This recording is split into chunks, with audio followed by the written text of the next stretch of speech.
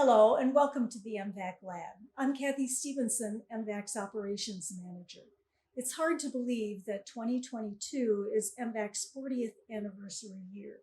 As you might know, MVAC engages in a wide range of archaeological activities, from undergraduate studies to regional research, contract services, and public outreach. We'd like to share a behind-the-scenes look at how this unusual organization got its start. To do that, we're going to go right to the source, Professor Emeritus James P. Gallagher.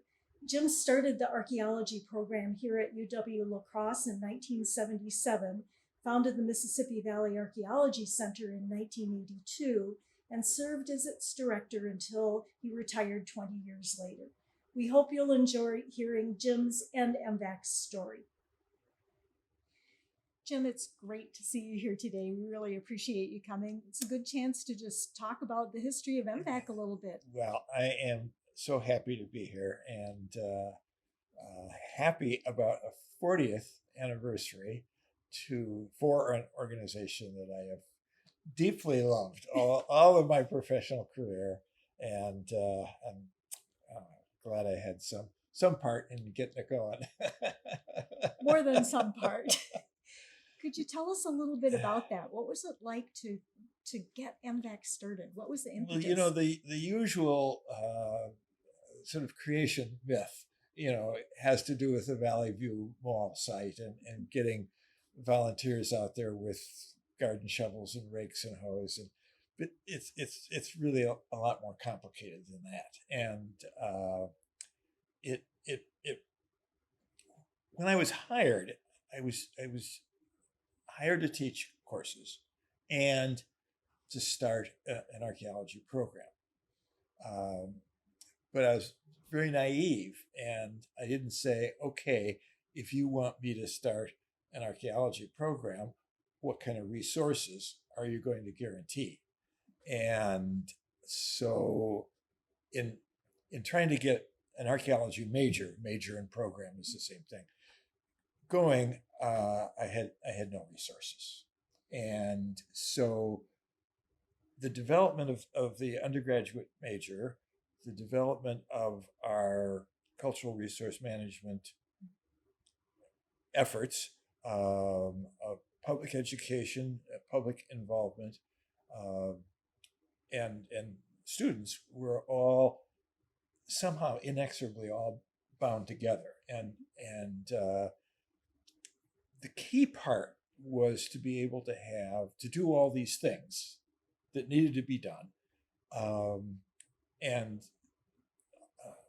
exist. And when we needed a nonprofit,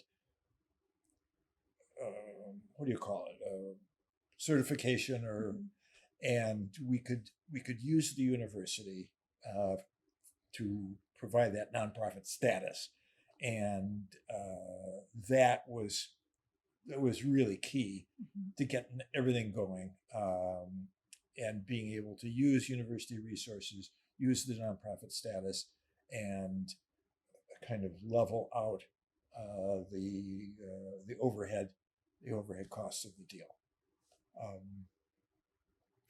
But it also started in part with the Valley View Mall myth, because out of necessity. And when I arrived here, there had been an archaeologist who was here, who was a plains archaeologist and worked, I think, in the Dakotas or someplace way out there. And he was convinced that there was no archaeology here and was pretty much bored with this, but somehow intrigued with South Dakota, which I can't quite grasp. But and so when I got here, there was a considerable amount of stuff going on, and it had to do with salvage archaeology on one hand, where sites were being destroyed, such as the Valley View Mall, but all over this terrace where there's these big habitation sites, construction was going on. And then there was the undergraduate program, and then there was the cultural resource management, the contract archaeology Dairyland Power, other agencies needed stuff to be done, and we were here, and it was just crazy. And I was trying to do it all by myself, and I needed resources, which the university was reluctant to come up with. So it was a sort of a necessity is the mother of invention kind of thing, because I was just swamped, and it was just crazy. You know, people were calling all hours of the day and night saying, "Oh, I found these artifacts. You know, what should I do with it? Can you come out and look at them?" And I said, "Oh, sure, I'll be out." And so that's kind of at least the environment in which it all started. And it took a while to get to the point where I could start getting help, you know, and yourself was hired, and Connie and Ernie, and that was huge, and I didn't have to be doing it all, was really able to concentrate a little bit more on getting the archaeology major going, which is another whole story, which love to talk about. So, Jim, in thinking about the fact that it has been 40 years, what's your take on then versus now? What were things like back then compared to how they are now? Well, things couldn't have been any worse than they were back then. And I remember most distinctly my job interview. And at one point, they turned me over to the students to give me a campus tour. And the students were very excited about being able to show me the archaeology lab. So we went up to what was then room 310 North Hall, and they showed me, opened up this door, and they were very, very proud of this. And the room was just a big empty room with some tables, an electric typewriter, a Brunton compass, and a few sort of secretarial things, a big cabinet, and that was it. And I said, "Well, where are the shovels? Where are the trowels? Where are the clipboards? You got to have clipboards." And they all said, "Well, we don't really have any of these." And I thought, "My God, how are we going to do archaeology without archaeology tools?"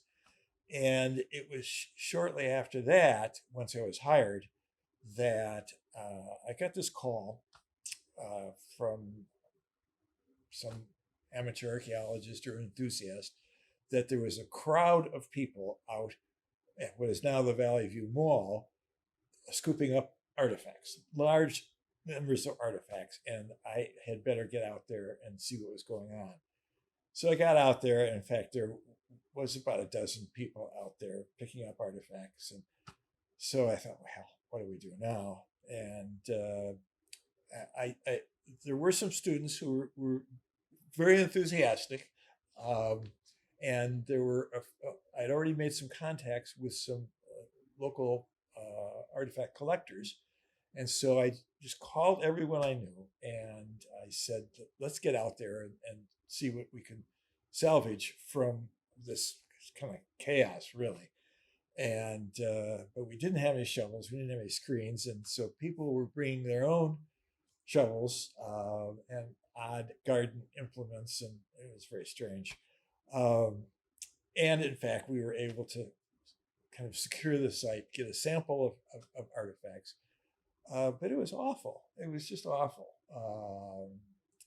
There was no pretense of any kind of scientific method or following procedures. It was just sort of grabbing artifacts and trying to brush people away. But it had a very important factor going, and that is that very early in the game, I established contact with what was then the Dayton-Hudson Company and the Dayton-Hudson Foundation, and explained to them the situation we were in, and that we needed work to stop, and we needed some help to get things going so that we could make the work stoppage as short as possible. And that in return, we would provide favorable publicity for the Dayton Hudson Company and so forth. And they liked it. They liked it right away, and it set a really important precedent for all the work we did after that, because we could point to this as a precedent that we were working with developers. It was a cooperative sort of thing. We were getting the scientific information, and they were getting a positive publicity, and students were getting experience. And so we were able to make it a win-win sort of thing. And in fact, in the early days of MVAC, our first board president was in fact a real estate developer, which was just unheard of in terms of archaeology and development. Well, that's all part of that community engagement that the organization, that was the model that was set up, and it really was ahead of its time. And it also was key in terms of the university, because I sort of took my cue. There wasn't a whole lot going on at UWL back in the 1970s. It was a kind of a sleepy place.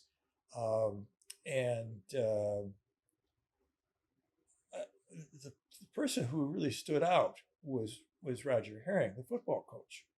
And he was providing tons of favorable publicity for the university, and was, sort of the star of the campus. And it was easy to see that the same same techniques, if you will, that worked so well at Valley View could also work on campus, and that we could provide really favorable publicity for the institution in return for getting support and cooperation. And the same game plan worked. And I made sure I worked real closely with the university publicity office, and we were churning out press releases like crazy, and the university loved it. Mm-hmm. So in looking back, it's really clear that this was never intended to be an ivory tower organization. Right. And it has always had a really diverse range of activities. And I'm wondering if you could talk a little bit more about that too, and how that's sort of factored into what's happened over the years. Sure. Well, archaeology has just an enormous public appeal. People love reading National Geographic magazine and reading archaeology stories, and so really from the get-go here, our plan was to involve people from the community and from the area directly in the process of doing archaeology, citizen science, if you will. And that also really got it started at Valley View, where people showed up again with garden rakes and garden spades and their own rusty wheelbarrows. And then we formalized that more by having field schools where we would actually take them out on a site and train them. And they then, in turn, these amateur archaeologists, in turn became supporters of MVAC, of the organization, and financial donors as well. And so earlier I talked about this financial stability that was always so elusive, but necessary. And the form it took was sort of a four-legged stool, with one part being university support, one part being grants, which we were always very successful in getting, including not just state and university grants, but national grants, National Science Foundation, National Endowment for the Humanities. The third amount, the third leg of the stool would be contracts, basically selling our services for state and regional corporations and governmental units, and then private donations that these folks who turned into lovers of archaeology became supporters of archaeology by contributing to our program. Yeah. So that financial model that you're describing is still very much what we do today, that combination. Mm-hmm. Well, and I'm really happy to hear that too. and particularly the continued emphasis on public archaeology and public education, and the fact that we in turn depend on those folks for financial support, which has always been a big component of the organization.